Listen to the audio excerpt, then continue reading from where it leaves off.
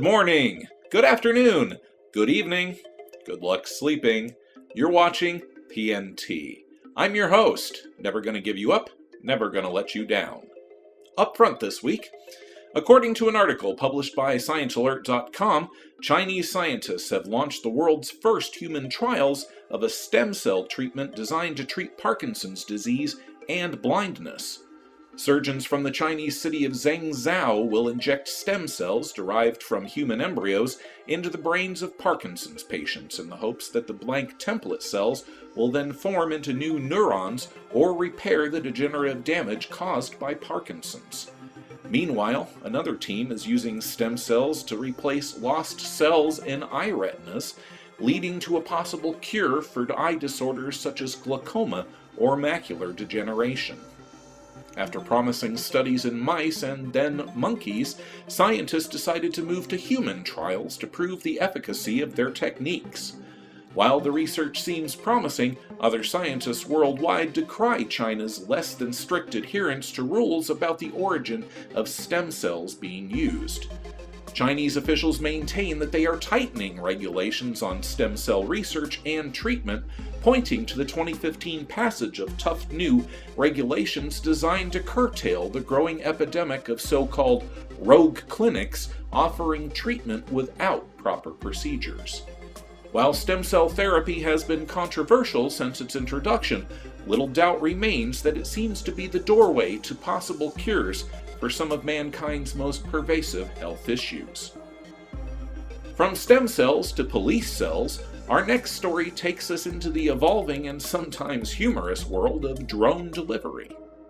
According to an article published by Rachel Kaiser of Flipboard.com, a Denver-based bakery has begun delivering donuts by drone. In partnership with Texas-based company Drone Dispatch, the purveyors of puffy pastries will deliver a dozen delicious slabs of fried dough to their customers via air for a small fee. Early customers of the donut drops include Denver Mayor Michael Hancock, the fire department, and perhaps most appropriately of all, the local police department.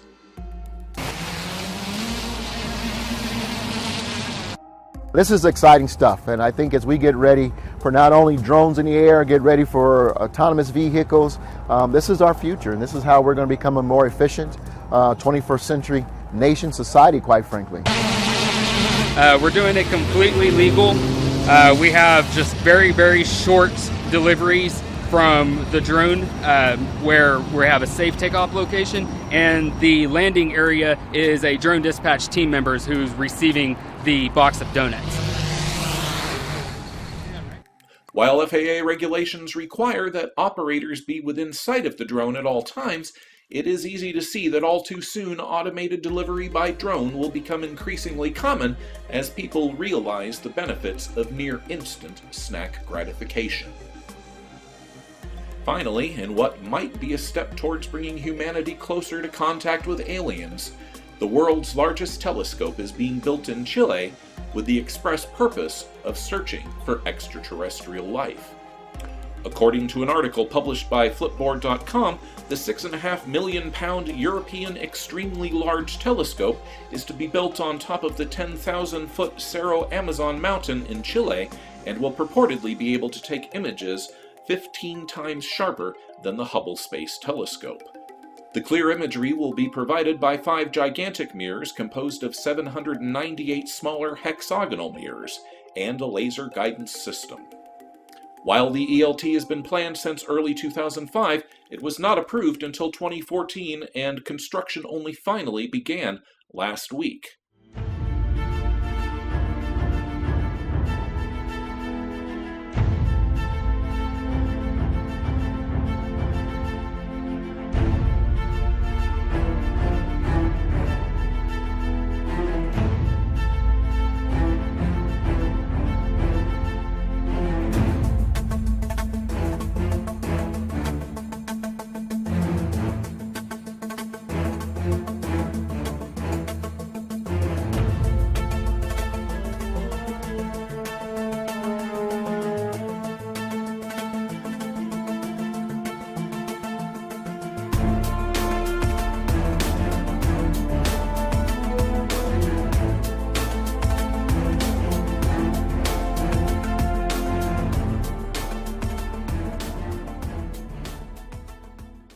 Provided that construction proceeds apace and according to schedule, the telescope should come online sometime in early 2024, just in time for any friendly aliens to arrive and save us all from the devastating effects of a two-term Trump presidency.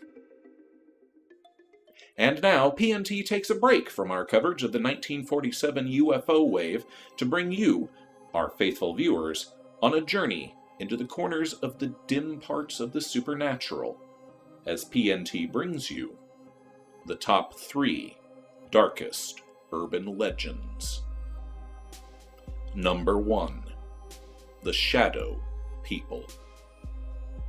Throughout history, various cultures have described legends of strange beings that inhabit the spaces between our worlds. Shadowy forms that slip in and out of the cracks of our lives for reasons all their own.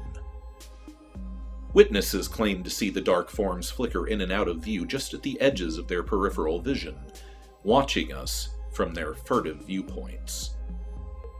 Hebrew legend tells us of the incubus and succubus, shadowy spirits that were said to seduce men and women in their dreams.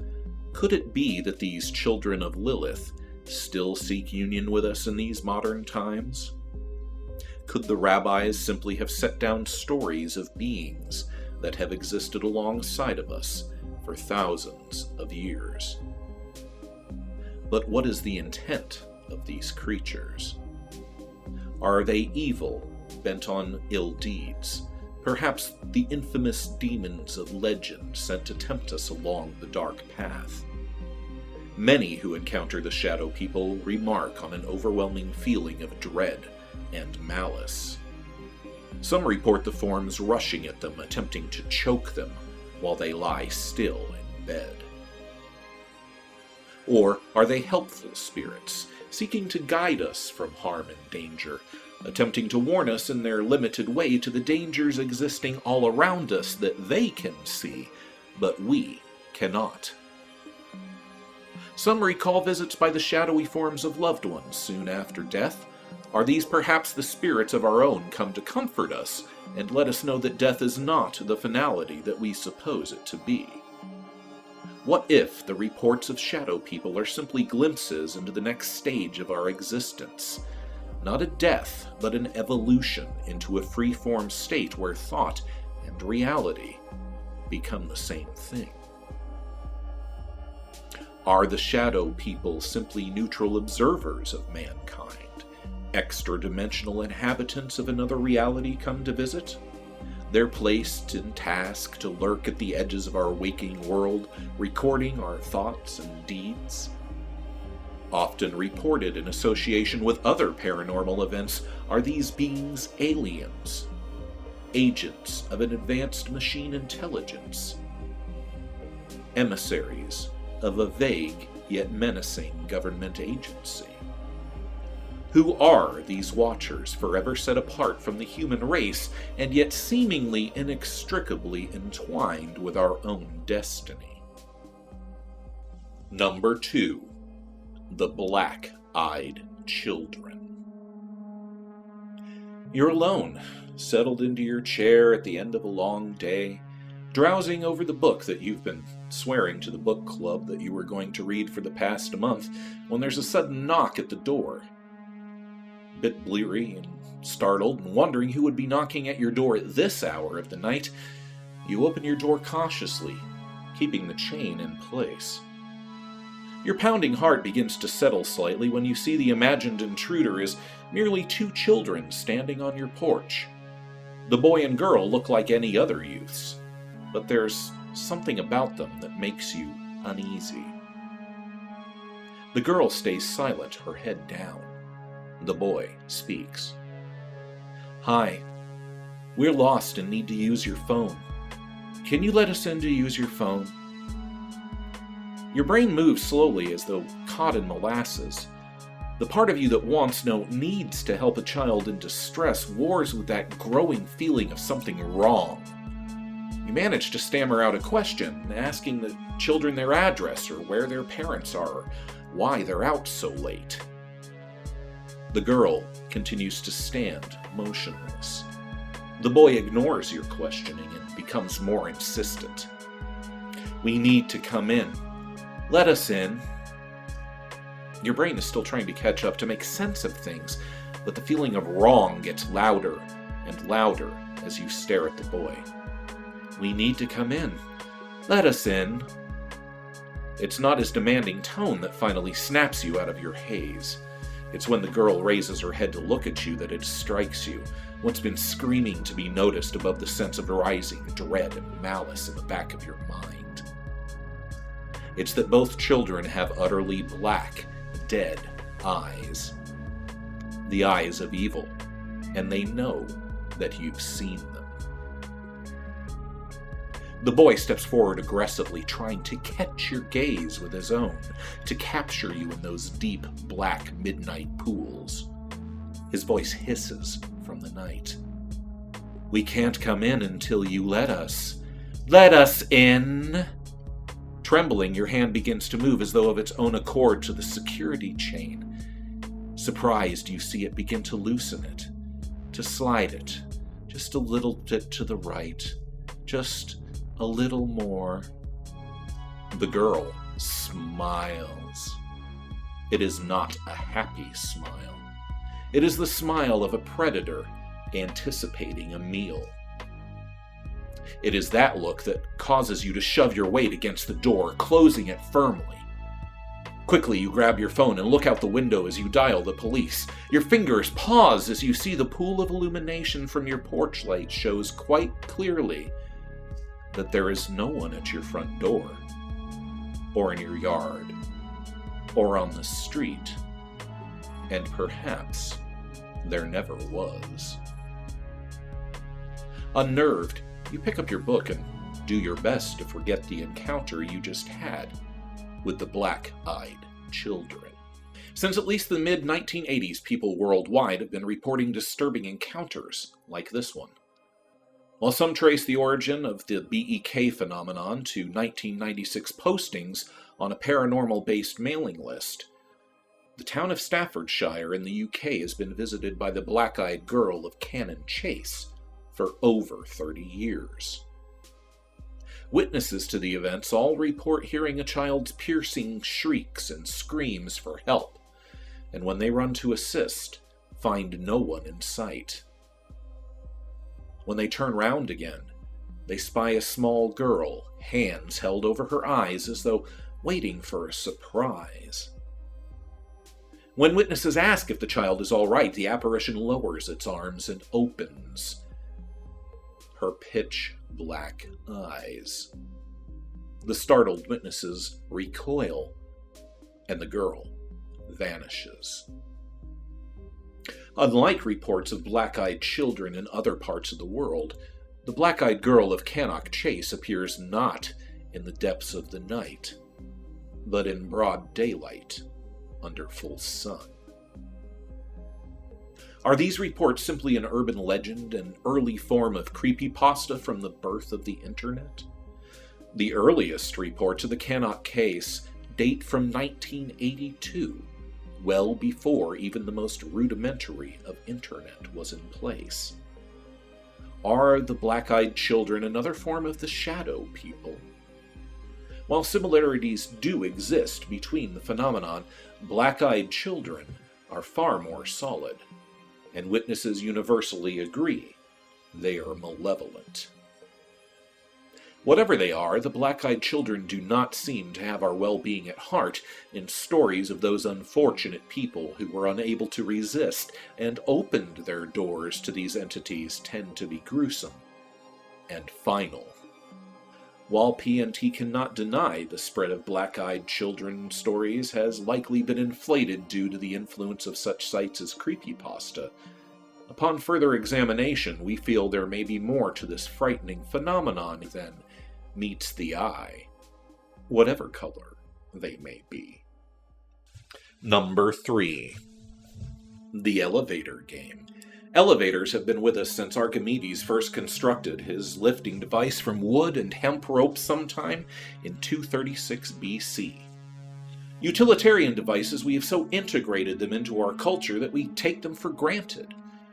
Beyond those of us with an unreasoning fear that the cable is going to snap and send us plummeting to our deaths every time we step foot in one of the damn things, most people take for granted the idea of stepping into a box to take them from one place to another.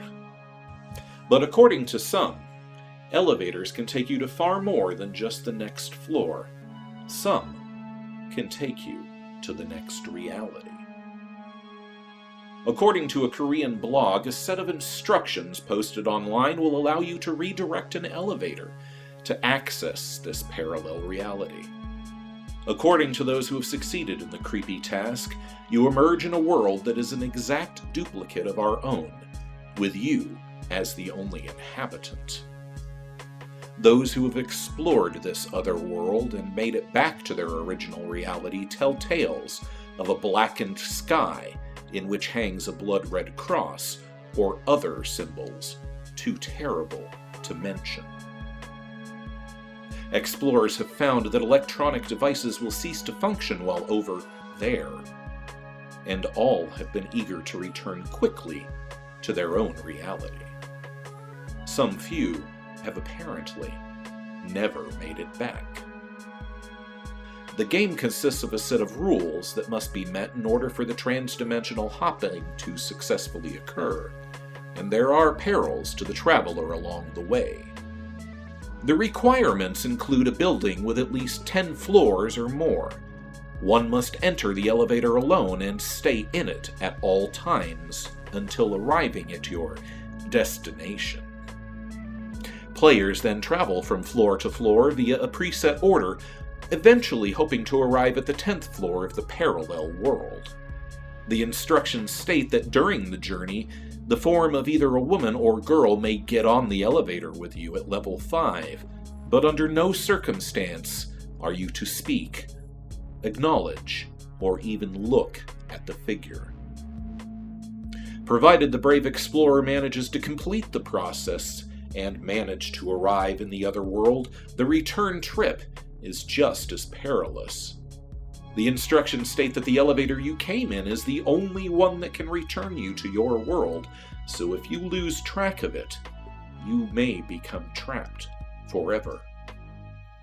Some claim that a few have returned from the trip insane, the voyage having stretched their minds to the breaking point. Could this explain the odd video footage and tragic death of exchange student Elisa Lam? While in Lam's case there was an underlying psychological illness at play, one is forced to wonder if she was playing the game that fateful day. We will never know, as hours after this footage was recorded, Lam disappeared, only to be discovered days later drowned inside the hotel's water tanks. She was found nude with her clothing floating beside her, and toxicology reports found nothing out of the ordinary. What was out of the ordinary was that the water tank Lam was eventually found in required a ladder to access, and the lid was too heavy to be replaced from inside. How did the body of Elisa Lam get inside a sealed water tank too high for her to reach on her own? Was she an unfortunate victim of a medical condition, or was she victim to something else entirely? Did she crawl inside that tank to hide from someone or something? Or is it possible that by following the bizarre instructions of the game, she was somehow teleported inside the tank? Like the purported victims of the Philadelphia experiment, did Lam somehow accidentally stretch the boundaries of physics by merely pushing a few buttons in the right order? One thing PNT is certain of, faithful viewers, is that the destination Lam ultimately reached was a tragic and a final one. Faithful viewers, brave or foolish enough to attempt the elevator game for themselves, will find links in the description below. PNT assumes no responsibility for any ritual or game our viewers may play. From shadowy watchers to menacing black-eyed children to what is either psychology or a random act of physics at play, PNT invites you to investigate and decide for yourself. We thank you for watching and ask that you click like, share, and subscribe below. I'm your host, reminding you to keep an open mind, because a closed one shuts out the truth.